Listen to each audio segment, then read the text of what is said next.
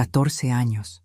14 años sin verla, sin una llamada, sin siquiera saber si mi única hija recordaba que yo existía. Cuando se fue de mi vida, sus últimas palabras fueron como cuchillos. Prefiero a mi suegra. Ella sí sabe ser una buena madre. Ella es rica, tiene de todo, no como tú. Y de repente, ahí estaba ella, parada frente a mi puerta, llorando, suplicando ayuda. «Mamá, te necesito», me dijo. Y yo abrí la puerta de mi casita humilde y también mi corazón. Los dejé entrar a todos. A ella, a su esposo, a mis nietos que ni siquiera me conocían. Les di mi habitación y me mudé a un cuartito pequeño. Una semana después, encontré los papeles escondidos en su maleta. La verdad era mucho peor de lo que imaginaba. No había venido a buscar a su madre. Había venido a robarme lo único que me quedaba. Y cuando le pedí que se fuera, me miró con una frialdad que nunca olvidaré y sacó un documento de su bolso. «Qué alegría tenerte aquí conmigo. Si estás viendo este video, te pido con mucho cariño que te suscribas al canal. Por favor, necesitamos mucho alcanzar 20,000 suscriptores. ¿Puedo contar con su ayuda? Estamos construyendo una comunidad hermosa de mujeres fuertes. Su presencia es muy importante. Y su apoyo es esencial para nuestro trabajo, para que sigamos contando historias como esta. Cuéntame también en los comentarios desde dónde nos está escuchando. Nos emociona saber hasta dónde llegan nuestras historias. Nunca voy a olvidar ese momento cuando abrí la puerta y la vi parada ahí. Laura, mi hija Laura. Después de 14 años de silencio absoluto, ahí estaba ella con los ojos hinchados de tanto llorar, el rostro demacrado, temblando como si el mundo se le estuviera cayendo encima. «Mamá», me dijo con esa voz quebrada que me partió el alma en dos.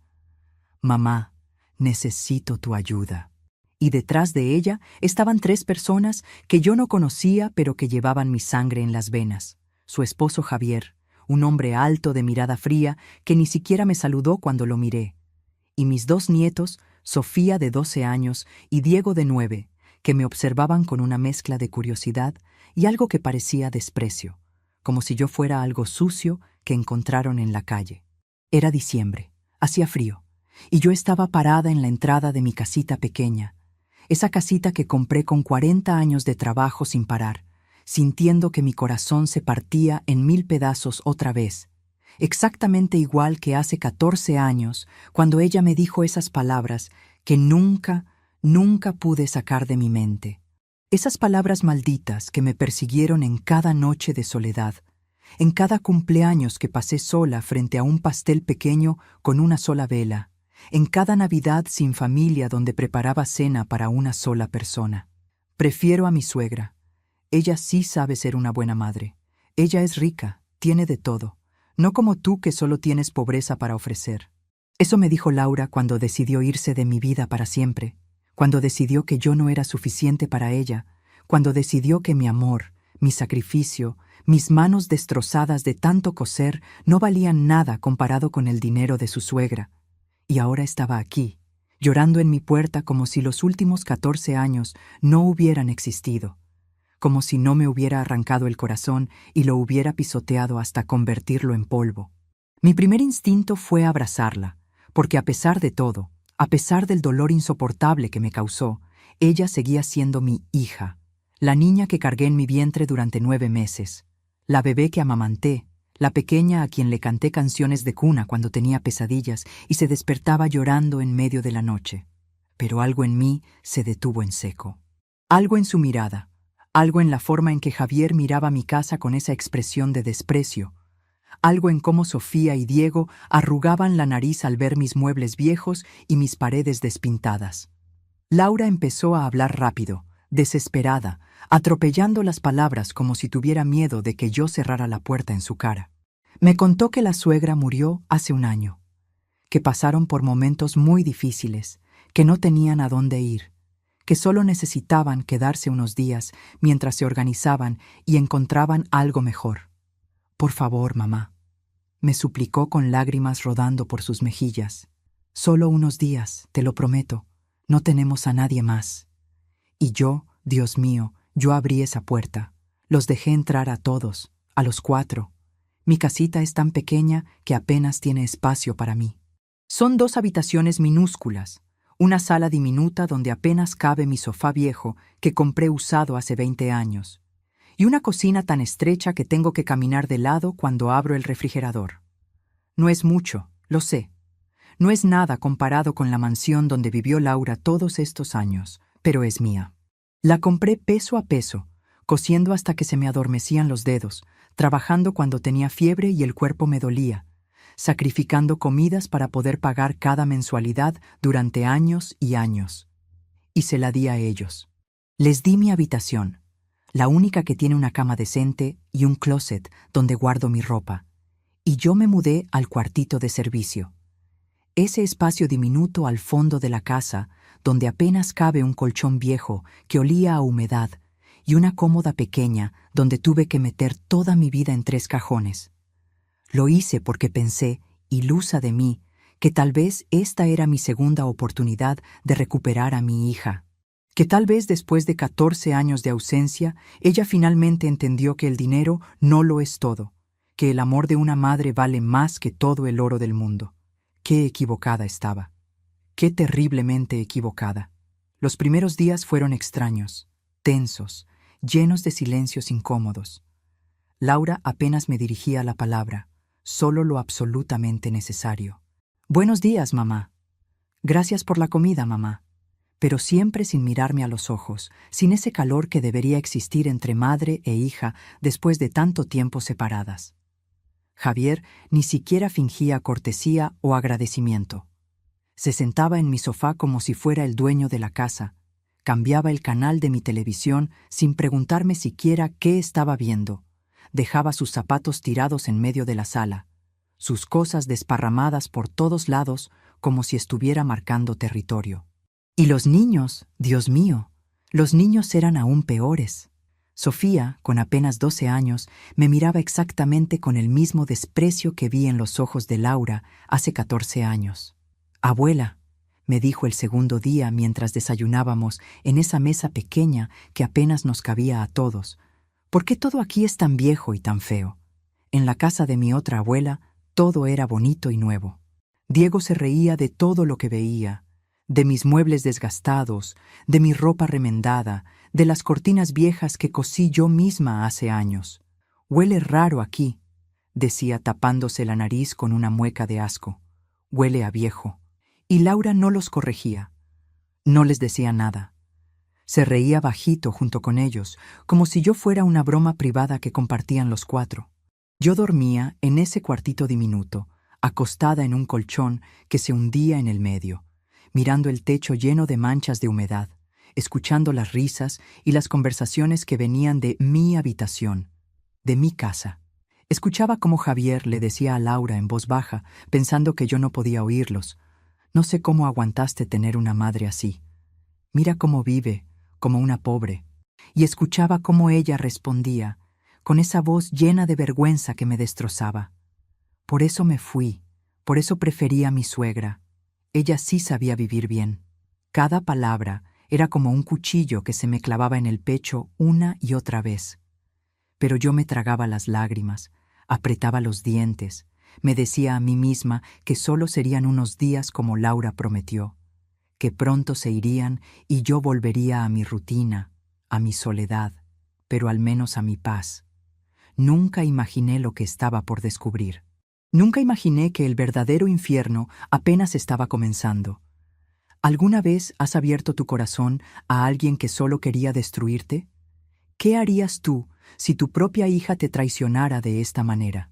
Sigue escuchando, porque lo que viene es aún más terrible de lo que puedes imaginar. Necesito que entiendas quién soy yo antes de continuar con esta historia. Necesito que sepas cómo llegué hasta ese momento, parada en ese cuartito miserable, escuchando cómo mi propia familia se burlaba de mí. Mi nombre es Elena Mendoza, tengo 62 años, y toda mi vida ha sido una historia de sacrificios que nunca fueron valorados ni agradecidos. Me quedé viuda hace 18 años, cuando Laura tenía apenas 10 años y todavía creía que su mamá era la mujer más maravillosa del mundo. Mi esposo Ricardo murió en un accidente repentino y me dejó completamente sola con una niña pequeña, sin ahorros, sin nada más que esta casita que todavía estábamos pagando y mis 2 manos que sabían coser. Así que eso hice durante 18 años sin parar. Cosí. Cosí vestidos de novia elaborados que me tomaban semanas terminar, trajes elegantes de fiesta, uniformes escolares por docenas, ropa de bebé delicada, manteles bordados, todo lo que alguien necesitara. Cosí de día y de noche sin descanso. Cosí cuando estaba tan cansada que se me cerraban los ojos sobre la máquina. Cosí cuando me enfermaba y tenía fiebre, pero no podía darme el lujo de perder un día de trabajo. Cosí cuando mis dedos sangraban de tanto empujar la aguja y el dolor era insoportable. Lo hice todo por Laura. Todo. Le pagué la mejor escuela que pude, aunque eso significara que yo comiera solo tortillas con sal durante días. Le compré libros nuevos mientras yo usaba ropa remendada. Le di todo lo que tenía y todo lo que no tenía. Pagué su universidad completa cosiendo de madrugada, trabajando turnos dobles, triplicando mi esfuerzo para que ella pudiera tener lo que yo nunca tuve. Y en esa universidad conoció a Javier, un muchacho de familia con dinero que la deslumbró con su vida de lujos.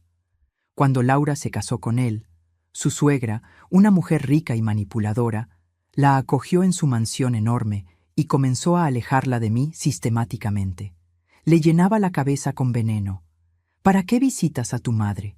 Mira cómo vive, en esa casita tan fea y pequeña. Aquí tienes todo lo que necesitas y más.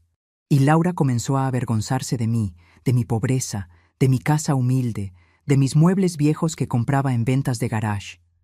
Dejó de visitarme, dejó de llamarme, y cuando yo la buscaba, me trataba con frialdad, como si fuera una molestia.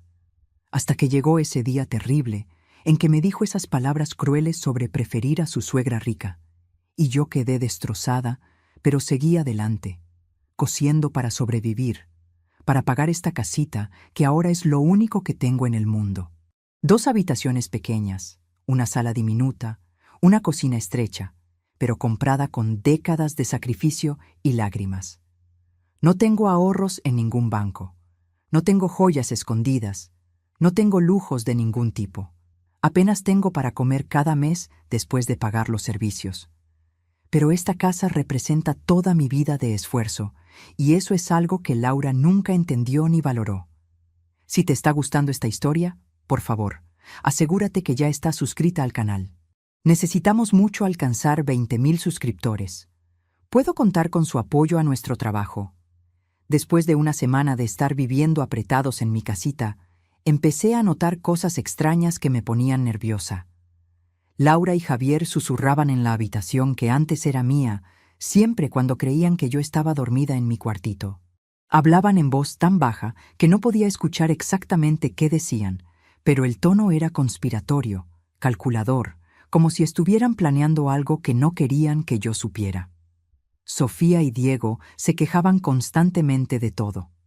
«Esta casa es horrible, mamá», decía Sofía con esa voz llena de desprecio que ya me era tan familiar. «Todo es tan viejo y tan feo. ¿Por qué tenemos que estar aquí? Quiero volver a nuestra casa de antes». Diego repetía como loro: «Sí, esto es asqueroso. La abuela es pobre y huele mal aquí». Y Laura los dejaba hablar así, sin corregirlos nunca, como si estuviera de acuerdo con cada palabra que salía de sus bocas crueles. Un martes por la mañana decidí lavar toda la ropa de la familia porque quería sentirme útil, porque todavía tenía esa esperanza tonta de que si me esforzaba lo suficiente, Laura recordaría cuánto la amaba. Fui a la habitación a recoger la ropa sucia y al levantar unas blusas de la maleta de Laura, vi un sobre grande de color manila metido entre la ropa. Algo dentro de mí, un instinto que no puedo explicar, me dijo que lo abriera. Tal vez era el cansancio de sentirme como una extraña en mi propia casa. Tal vez era la sospecha que crecía cada día. O tal vez simplemente era que ya no podía seguir fingiendo que todo estaba bien. Abrí ese sobre con las manos temblorosas y lo que encontré adentro me dejó completamente helada. Había documentos, muchos documentos, estados de cuenta bancarios, facturas de compras enormes, recibos de hoteles carísimos. Y todos contaban la misma historia espantosa. Laura vendió la casa que heredó de su suegra. La vendió por 2.800.000 pesos. 2.800.000 pesos. Yo nunca en toda mi vida he visto ni siquiera 100.000 pesos juntos. Y ella tuvo esa fortuna en sus manos. Seguí leyendo mientras el corazón me latía tan fuerte que sentía que iba a salirse de mi pecho. Había recibos de viajes a Europa, París, Roma, Barcelona, Madrid. Facturas de hoteles de 5 estrellas donde una sola noche costaba más de lo que yo ganaba en un mes entero de trabajo. Comprobantes de compras en tiendas de diseñador, donde gastaron 50.000 pesos en un solo día. Documentos que mostraban que compraron 2 autos de lujo y que tuvieron que venderlos meses después por deudas acumuladas. Todo estaba ahí, la evidencia completa de cómo gastaron esa fortuna enorme en apenas 8 meses de vida desenfrenada. 8 meses de lujos y excesos mientras yo seguía cosiendo en mi máquina vieja para poder comprar el pan de cada día. Y había más, mucho más. Avisos de bancos en letras rojas exigiendo el pago inmediato de tarjetas de crédito. Tenían deudas por más de 500.000 pesos. Cartas de abogados amenazando con demandas si no pagaban préstamos personales. Un documento oficial que mostraba que Javier fue despedido de su trabajo hace 6 meses por incompetencia grave y múltiples faltas. Otro papel que confirmaba que Laura nunca trabajó un solo día en toda su vida, siempre dependió primero de su suegra y después del dinero de la herencia que quemó como si fuera basura. No tenían absolutamente nada. Ni trabajo, ni casa, ni ahorros, ni futuro.